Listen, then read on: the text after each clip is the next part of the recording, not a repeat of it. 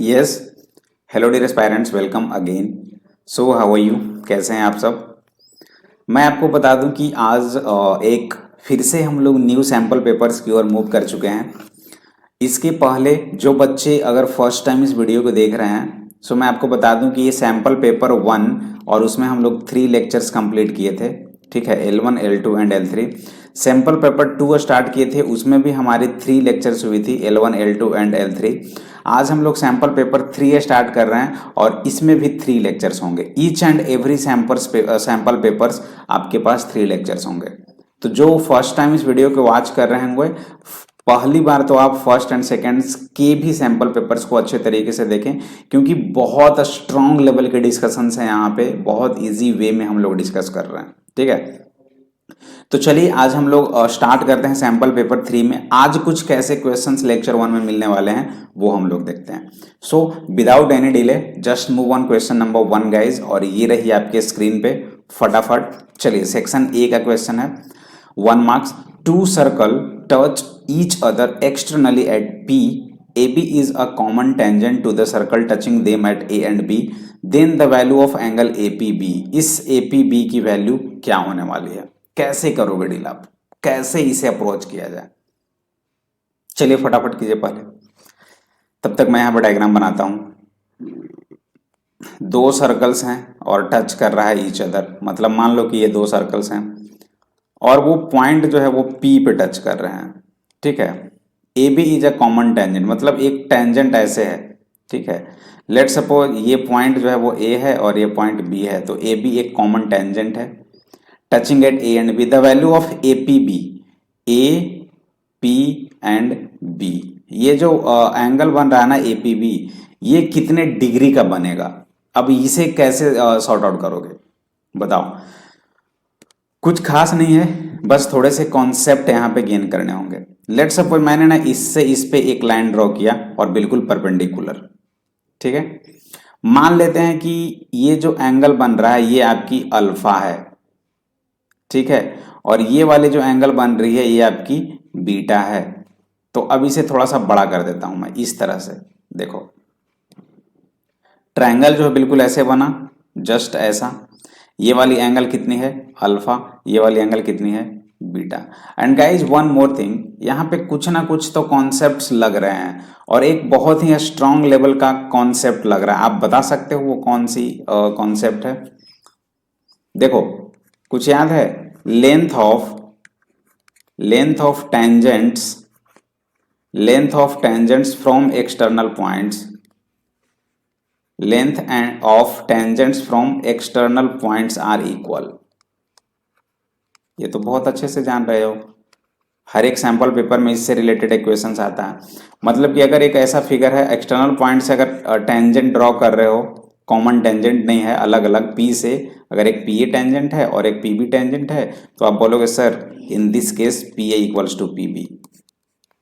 तो भाई अगर मैं इस टेंजेंट की बात करूं, देखो यहाँ पे मान लो कि एम है, तो ये जो सर्कल है इस तरह से, ये सर्कल को देखो, इस सर्कल को देखो, यहां पे एक टेंजेंट पी एम है, tangent P M equals to tangent A M होगा। फर्स्ट क्लियर है, tangent P M equals to tangent A M, और second tangent P M equals to tangent M B भी होगा, ये भी होगा। Get it? इस सर्कल्स में अगर देखें तो यहां से जो टेंजेंट पी एम जा रहा है वही एम बी हो रहा है, यानी कि ये इसके बराबर है। First P M equals to M, तो भाई अगर टू साइड्स इक्वल हैं तो इनके अपोजिट एंगल्स भी इक्वल होंगे, मतलब जो ये एंगल होगा और इसके सामने का एंगल ये होगा। अगर ये अल्फा है तो ये भी अल्फा हो जाएगा। Get it? अब देखो यहां भी है कि ये साइड इसका इक्वल है। ठीक है, ये साइड इसका इक्वल है, तो अगर इसके सामने का एंगल ये बीटा है तो इसके सामने का ये भी एंगल क्या हो जाएगा? बीटा हो जाएगा। क्लियर? अब देखो इस ट्रायंगल में देखो आप, पी ए बी में, अब तो चीजें आसान हो गई। Angle P plus angle A plus angle B कितना हो जाएगा? 180 डिग्री, कोई दिक्कत नहीं है। एंगल P कितना है? Alpha plus beta. Angle A कितना है? अल्फा, और एंगल B कितना है? Beta, equals to 180 degree. तो कितना हो जाएगा? 2 अल्फा प्लस 2 बीटा, यानी कि 2 into alpha plus beta 2 into alpha plus beta कितना हो जाएगा, 180 डिग्री होगा, होगा कि नहीं। तो अल्फा प्लस बीटा कितना हो जाएगा, अल्फा प्लस बीटा 90 डिग्री हो जाएगा। ठीक है, तो अल्फा प्लस बीटा यही तो एंगल है और यही तो पूछ रहा था A P B which is equals to 90 degree. Clear है, क्लियर एवरीबॉडी। बस एक छोटी सी कॉन्सेप्ट यहाँ पे लगी थी और कुछ भी नहीं था।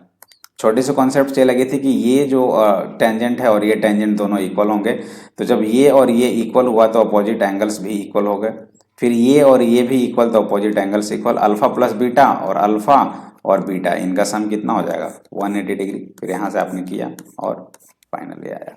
ठीक है, चलिए next. The perimeter of triangle formed by the point 0 0 1 0 and 0 1। चलो क्या हो गया यार, तब तक मैं कुछ काम कर ले रहा हूँ, आप लोग फटाफट करो। चलिए, हाँ, इसे करने का बहुत इजी तरीका है। कुछ बच्चे क्या करेंगे, मान लेंगे ये ए है, मान लेंगे ये बी है, मान लेंगे ये सी है, और वो distance by using distance formula A B निकालेंगे, by using distance formula B C निकालेंगे, by using distance formula A C निकालेंगे, और आफ्टर दैट तीनों को ऐड करेंगे तो उनकी पेरीमीटर होगी। फर्स्ट तरीका तो ये होगा। बहुत सारे बच्चे ऐसे ही करेंगे कि ये ए है, ये बी है और ये सी है, ए बी बी सी और ए सी निकाले और तीनों को ऐड किए तो पेरीमीटर हो गया। बट मैं कुछ अलग करूंगा, उसके लिए देखो कैसे अलग करूंगा। ये जो पॉइंट है वो तो 0 0 है, एक पॉइंट 0 0 दे रखा है, एक पॉइंट 1 0 है, मान लो ये 1 होगा तो ये 1 0 होगा, और एक पॉइंट 0 1 है, मतलब ये पॉइंट होगा तो ये कितना हो जाएगा 0 एंड 1 हो जाएगा। अगर इसे ए मान लेते हैं, मानो ना ए मानो इसे, बी मानो इसे और सी मानो इसे, तो इसका पेरीमीटर क्या होगा, पेरीमीटर क्या होगा, A B plus B C plus A C, A B plus B C plus A C, यही तो पेरीमीटर है।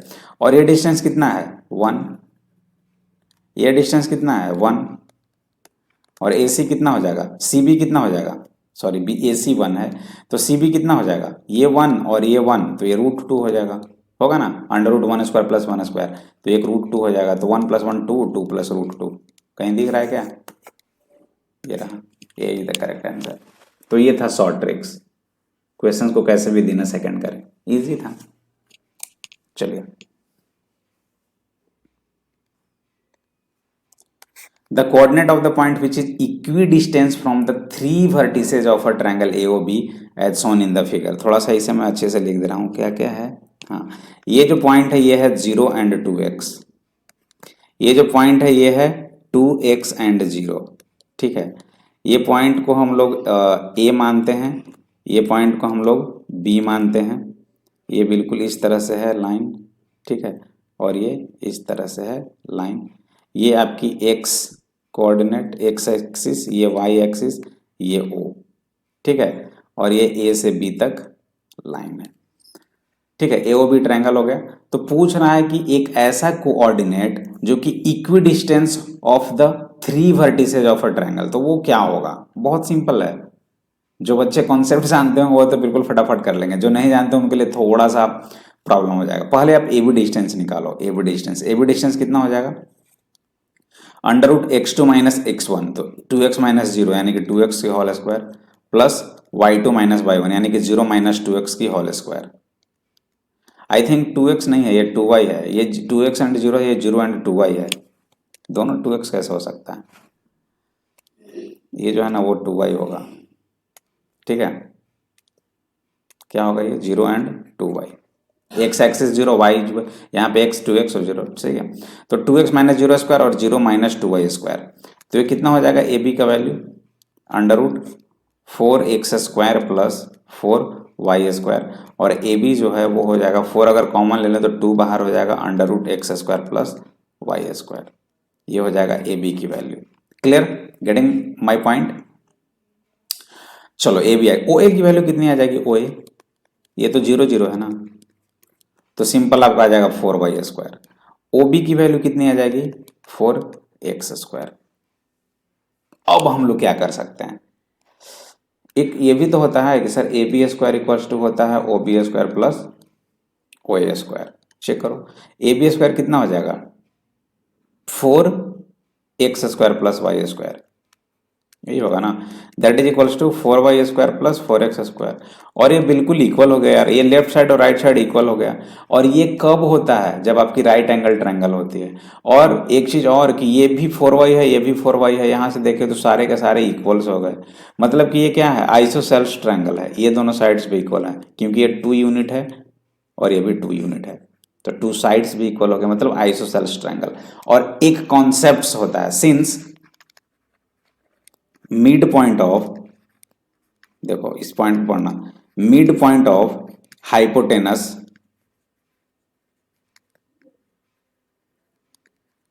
जो मिड पॉइंट होगा ना हाइपोटेनस का, वही आपका equi distance from all 3 vertices होगा। तो जो मिड पॉइंट ऑफ हाइपोटेन्यूस होगा वही आपका distance from all points equals होंगे। दैट मीन्स क्या हो जाएगा? हाइपोटेनस कितना है? 0 प्लस 2x, 2x 0, तो इसका मिड पॉइंट कितना हो जाएगा? 0 प्लस 2x अपॉन 2 और 2y प्लस 0/2। ये वैल्यू कितना आ जाएगा? X and Y, X and Y. यही आपका यही एक ऐसा पॉइंट है जो कि एक्स और वाई है। यहाँ से इसका पॉइंट 0 का, ए का और बी का सब का इक्वल होगा, एक्स वाई। क्लियर है? वाई एक्स मत लिखना, एक्स वाई लिखना, पहले एक्स देन वाई। चलिए आगे। क्वेश्चन अच्छा था, लेकिन कुछ भी बोलो, क्वेश्चन बहुत अच्छा था। Two coins are toss together, the probability of getting at most one head. तो सबसे पहले प्रोबेबिलिटी क्या हो जाएगा? मैं बता चुका हूं, NE/NS होता है। और NS कितना हो जाएगा? जब 2 कॉइन है तो टोटल 4। अब NE कितना होगा? एट मोस्ट, एट मोस्ट का मतलब होता है ज्यादा से ज्यादा, ये चीज को याद रखना। एट मोस्ट जो होता है वो होता है ज्यादा से ज्यादा, ज्यादा से ज्यादा 2 हो। तो क्या क्या हो सकता है? ये हो सकता है, या कम से कम एक होगा, होगा कि नहीं? या एक भी तो नहीं हो सकता है, ये भी तो फुलफिल करेगा, ये भी तो होगा। क्या बोलते हो, होगा कि नहीं होगा? बोलो। ज्यादा से ज्यादा एक हेड हो तो भाई ये कहां से ला दोगे? जैसे जब टू क्वाइंस को टॉस्ट किया गया तो पॉसिबिलिटी ये और ये होगा, ठीक है। यही यहाँ पे 4 लिख दिया, यहाँ पे 1 लिख दो, बी ऑप्शन। पूछ रहा है ज्यादा से ज्यादा 1 हेड, ज्यादा से ज्यादा 1 ही आना चाहिए, दोनों नहीं आना चाहिए। तो भाई ये तो होगा ही, ये भी होगा और ये कभी नहीं होगा। या तो नहीं होगा या तो कम से कम एक होगा। तो 1, 2 एंड 3, यानी कितना हो गया? 3। So 3/4 is the correct answer. चलिए, R5, 6 is the midpoint of a line segment A B. A इतना है और बी इतना है, तो ये तो सिंपल है यार। अगर आपका पॉइंट ए यहाँ पे है और बी यहाँ पे है, ए की जो कोऑर्डिनेट है वो 6 एंड 5 है, और बी की जो कोऑर्डिनेट है वो 4 एंड वाई है, और एक आर जो है वो मिड पॉइंट है, मतलब ये दोनों इक्वल्स हैं, और इसकी कोऑर्डिनेट दे रखी है 5, 6। तो अब सिंपल सी बात है, वाई निकालना है, तो इसकी वाई कोऑर्डिनेट कितनी है? 6 equals to y1 plus y2/2, यानी कि 5 प्लस y/2। तो कितना हो जाएगा? 5 प्लस वाई 12, तो y की वैल्यू 7, ये रहा। ठीक है, चलिए आगे फटाफट। The graph of the equation 2x plus 3y minus 2 equals to 0, x minus 2y minus 8 equals to 0 are 2 lines which are, बहुत अच्छा है। यहाँ पे अगर देखें, सॉल्व करें, आप लोग सॉल्व करो, देन आप मेरी सॉल्यूशंस को देखना। a1 की वैल्यू कितनी है? 2, b1 की वैल्यू कितनी है? 3, और c1 की वैल्यू कितनी है? -2। इसमें अगर देखें तो a2 की वैल्यू कितनी है? 1, b2 की वैल्यू कितनी है? -2, और c2 की वैल्यू कितनी है? -8। तो A1/B1 देखो, और A2/B2 देखो, क्या हो रहा है? A1/A2 2 और B1/B2 3/-2, क्या इक्वल है? नहीं। तो ये किसका केस है? Unique solution. एक पॉइंट होगा, एक सॉल्यूशन होगा, एग्जैक्टली वन पॉइंट पे वो इंटरसेक्ट भी करेगा। ये परपेंडिकुलर टू ईच अदर की बात ही नहीं है, पैरेलल हो नहीं सकता, कोइंसिडेंट होगा नहीं, तो intersecting exactly at one point. चलिए, how many bricks each measuring this will be required to construct a wall this. भाई बहुत इजी है, एक वॉल को बनाना है, एक वॉल को बनाना है, नंबर ऑफ कितने ब्रिक्स लगेंगे, ठीक है। तो सबसे पहले इसका क्या हो जाएगा, नंबर ऑफ ब्रिक्स अगर आपको फाइंड आउट करने हैं नंबर ऑफ ब्रिक्स, तो क्या करोगे, वॉल, वॉल का जो वॉल्यूम है, volume of the wall upon volume of the bricks. तो वॉल्यूम ऑफ द वॉल कितना हो जाएगा, 8 मीटर यानी कि 800 सेंटीमीटर, 600 सेंटीमीटर एंड 22.5 सेंटीमीटर, सबको सेंटीमीटर में कर दिया, और ये हो जाएगा 25 इंटू 11.25 इंटू 6। कर लो, इसे सॉल्व करो, जितना आया वो आपका आंसर होगा। क्लियर है, चलिए।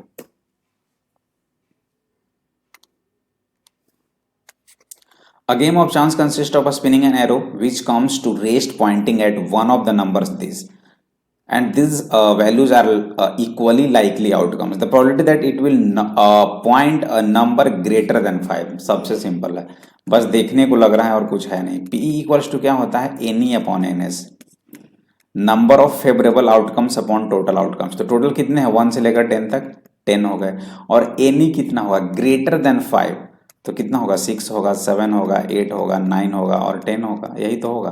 तो 1 2 3 4 5 यानी कि 5 अपॉन 10, वैल्यू इज 1/2। हो गया, कुछ नहीं करना था। चलो, a bag contains 8 red, 2 black and 5 white balls. One ball is drawn at random, एक बॉल को खींचा गया। What is the probability that the ball drawn is not black? Black नहीं होना चाहिए भाई, बहुत इजी है यार। PE इक्वल्स टू क्या हो जाएगा, NE अपॉन NS, होगा कि नहीं होगा, NE अपॉन NS। अगर यहाँ पे NS देखें तो टोटल कितना है, 8 2 और 5 15 अपॉन NE जो ब्लैक नहीं है, तो ब्लैक नहीं है तो रेड होगा और व्हाइट होगा, तो कितना हो गया, 8 और 5 13, यानी कि 13/15 इज योर आंसर। कहीं है ऑप्शन, हाँ क्लियर है।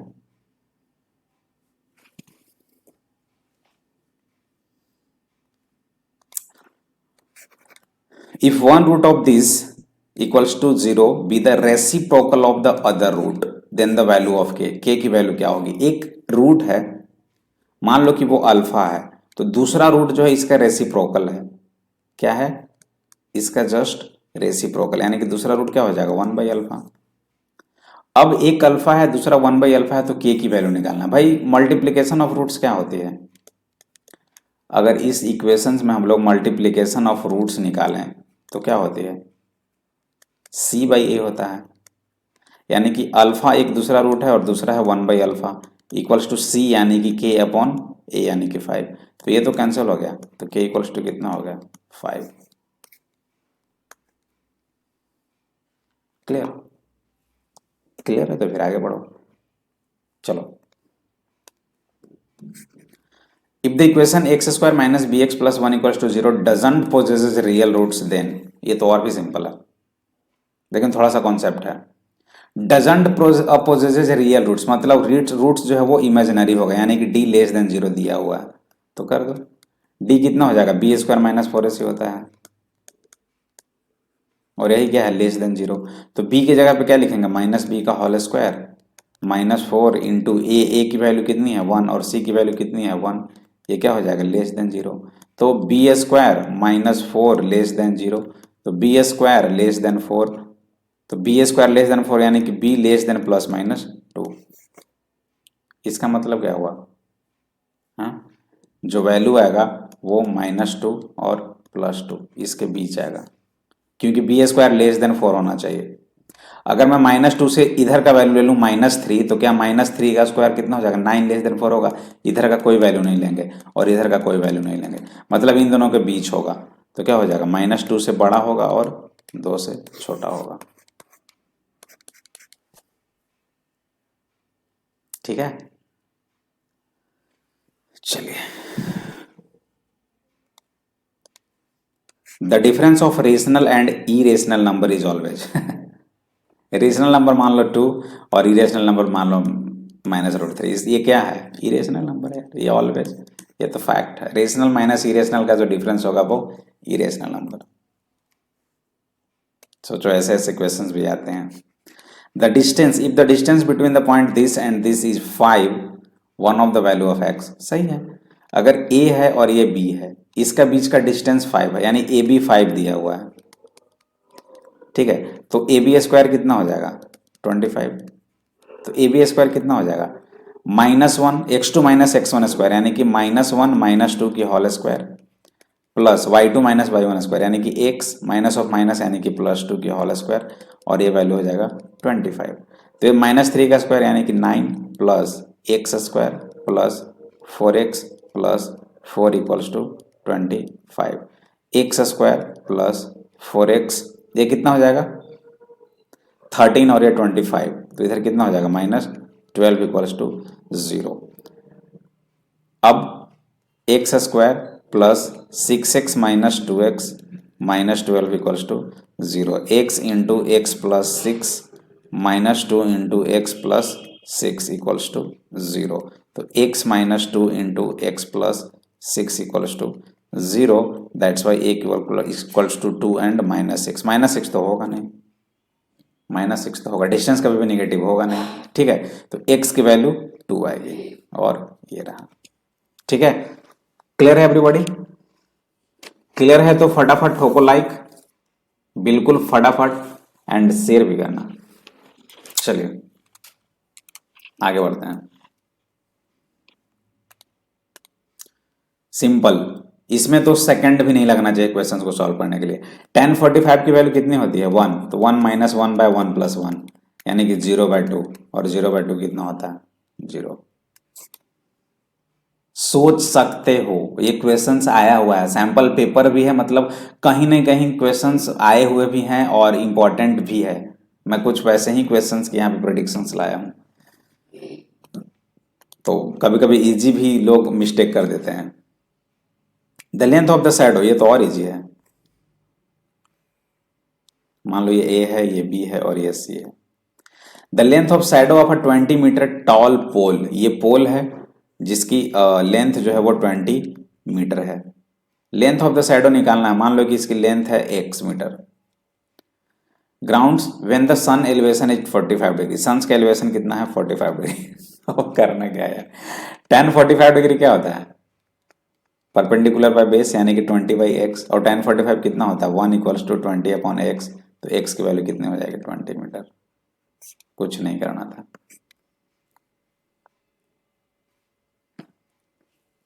चलिए,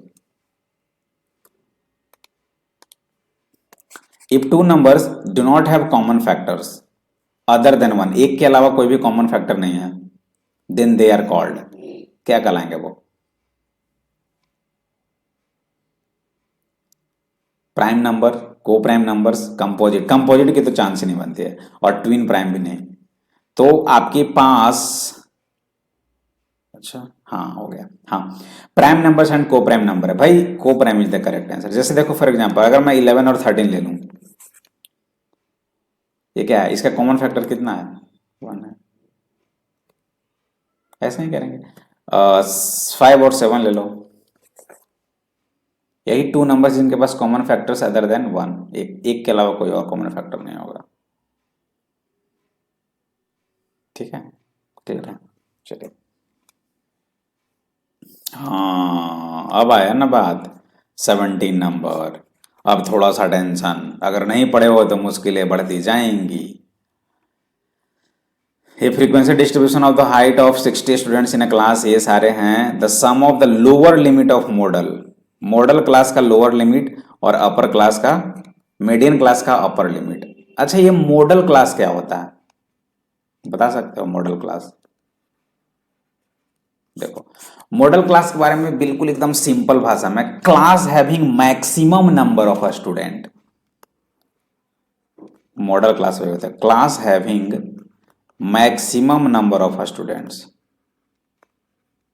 ठीक है, क्लास हैविंग मैक्सिमम नंबर। तो कहां पे सबसे मैक्सिमम दिख रहा है, देखो ये 16 में दिख रहा है, इससे भी बड़ा कहीं पे है 12 है, 9 है, 7 है, 10 है, 6 है, अब तो कहीं नहीं दिख रहा। तो कितना हो जाएगा 152, 150, 5 और इसकी लोअर लिमिट, तो लोअर लिमिट कितना है 150 है। क्लियर है? चलो अब मीडियन क्लास कैसे फाइंड आउट करते हैं। सबसे पहले जो क्यूमुलेटिव फ्रीक्वेंसी है ना, बहुत अच्छे से समझना है। क्यूमुलेटिव फ्रीक्वेंसी जो है ना,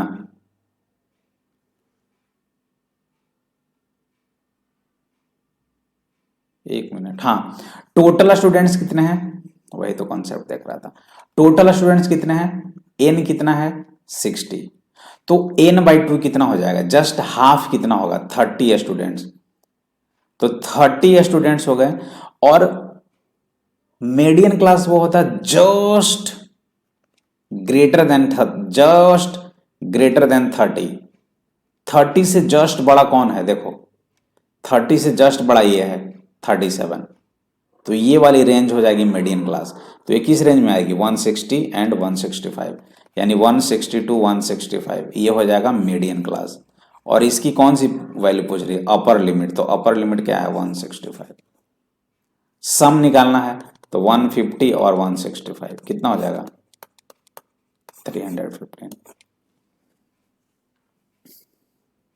सर क्या क्या बता दिए, कुछ नहीं था सर।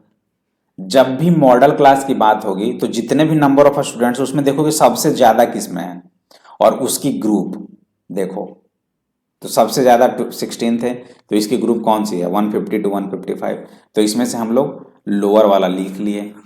मीडियन क्लास जब भी निकालना है तो टोटल स्टूडेंट्स कितने हैं 60, और 60 का हाफ करो 30, 30 से जस्ट बड़ा देखो तो 37, और 37 की रेंज क्या थी 160 टू 165 लिख दिए। इसकी अपर लिमिट ये हो गई दोनों का सम। चलो फटाफट इसे भी कर लो।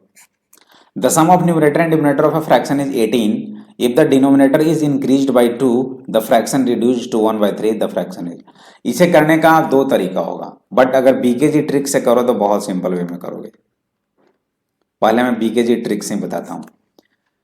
बोल रहा है न्यूमरेटर एंड डिनोमिनेटर का सम कितना है 18, तो क्या इन दोनों का सम, ये न्यूमरेटर हो गया और ये डिनोमिनेटर, क्या इन दोनों का सम 18 होगा, नहीं ये होगा ही नहीं आंसर।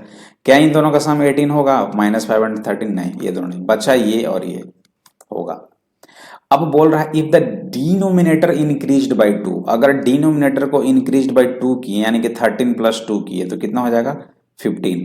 यहाँ पे अगर 2 को इंक्रीज किए 11 से तो 11 प्लस 2 कितना हो जाएगा 13, ये हो गया 7/13 और ये हो गया 5/15।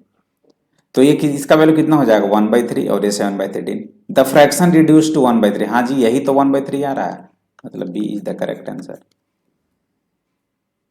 क्या सर कैसे कैसे क्वेश्चंस कैसे कर दिए, हाँ यही तो है। या आप ऐसे कर सकते हो, let's number be X, numerator X denominator Y, तो एक्स बाई वाई हो गया। और यहां से एक इक्वेशन लिखोगे X plus Y equals to 18, first equation. Second लिखोगे एक्स अपॉन वाई, ठीक है। और यहां से देखें तो if the denominator is increased by 2 तो X by Y plus 2 equals to 1/3, ये सेकेंड लिखोगे। इन दोनों के आप सॉल्व करोगे और आप आंसर निकालोगे। बात वही है, हमने डायरेक्ट यहां पे किया। चलिए फटाफट से कर दो। Two right angle triangles are always similar, ना ना ना ना, ये कौन का दिया है भाई, ये फॉल्स है। अगर टू राइट एंगल ट्रायंगल देखे, एक ट्रायंगल ये बना लिए और एक ट्रायंगल ये बना, बोलोगे सर हाँ ये तो सिमिलर है, ना ना ना ना, ये 90 डिग्री सही है। हो सकता है ये दोनों 45 हो सकता है ये 60 और ये 30 हो, तो भाई सारे के सारे एंगल्स भी इक्वल होने चाहिए तब तो सिमिलर होगा। कहां से हो जाएगा, ये सिमिलर होगा ही नहीं, ये फॉल्स स्टेटमेंट है। ठीक है, कम से कम एक एंगल्स को इक्वल होना ही पड़ेगा 90 के अलावा, तब जाके वो सिमिलर होगा। भाई पाइथागोरस थ्योरम एच, हाँ ये तो ट्रू है, मतलब first false second true, D 20 पे आते हैं। The HCF of two numbers is 18, their product is 3072, their LCM is, अच्छा HCF इंटू एलसीएम क्या होता था, HCF into LCM equals to first number into second number. तो HCF कितना है 18 और एलसीएम कितना है 169, ये कितना होना चाहिए 3072 का होना चाहिए, चेक कर लेते हैं। 169 में 18 से मल्टीप्लाई करते हैं, कैरी 7 48 और 7 55, कैरी 5 13 9 6 और 1 2 4 3042 और यह है 3072, नॉट इक्वल, इक्वल ही नहीं है, ये तो भाई फॉल्स हो गया। यहाँ पे 3042 होता तो चांस बनता। और if A and B two positive number then HCF into LCM equals to, ये सही है, ये ट्रू है। So first is false, second is true, हो गया। क्लियर है? तो ये रहा आपका, आज के लिए इतना ही काफी। फर्स्ट लेक्चर 20 क्वेश्चंस किए, अब हम लोग नेक्स्ट लेक्चर्स में 20 से आगे करेंगे। तब तक के लिए गाइज बाय बाय।